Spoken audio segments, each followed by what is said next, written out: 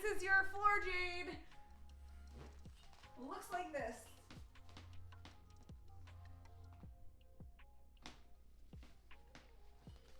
So there's lots of ways that you can get into it and a few different positions for your hands. So if you go over one, try another one, see what works for your body. So I'll show you a couple of them now. So I'm gonna use the pole for a little bit of support. So I wanna get my hips up over my shoulders. So I'm gonna round my spine and use my abs to stay in a ball so that I don't have to do a lot of work to get there.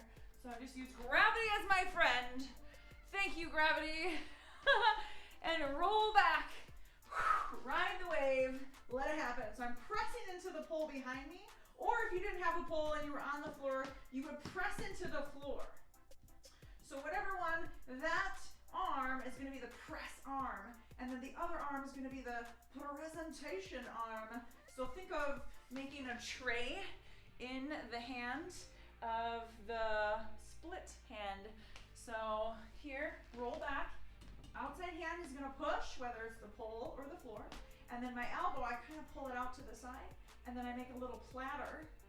And then I wanna put, so you could either put the side, so it's not necessarily wrong to put like a glute on there, but you could also put the center of your tailbone there, and you want the same leg as hand to come towards your face.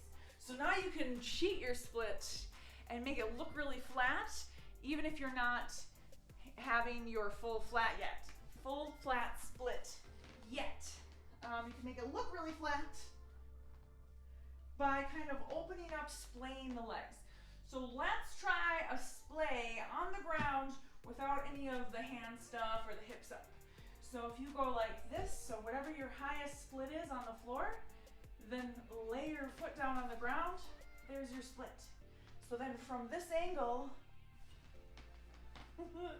it looks like a split, but it's not really. One leg is out to the side and it's more of an L shape. So depending on where your audience is, you'll look really flat. If you face, kind of think of like trying to face your tailbone towards the audience. So let's try again. So you're gonna roll down or use the pole to help get your hips up. You could use your foot here. So now my hand is making a platter. My elbow is gonna support the weight. And then you're gonna push over and then flatten. Squeeze your quads. Straighten your legs. Good, bring it back. Roll it down one vertebra at a time, nice and slow to get down. Make sure you try it on both sides of the body. So if you didn't already, try it on the other side, hand on the pole or the floor. Curling the hands up, maybe use the pole to help get your hips up, that's okay. And then make a little platter.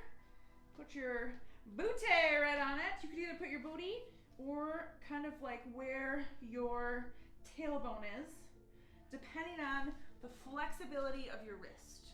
So if you have a pretty bendy wrist, I would say put your tailbone on there because you can really get a platter. But if your wrist is not happy with it, then you can grab a glute. You kind of push into the leg, the side of the booty, and then squeeze, straighten your legs, and then bring your legs back together, roll down one vertebra at a time.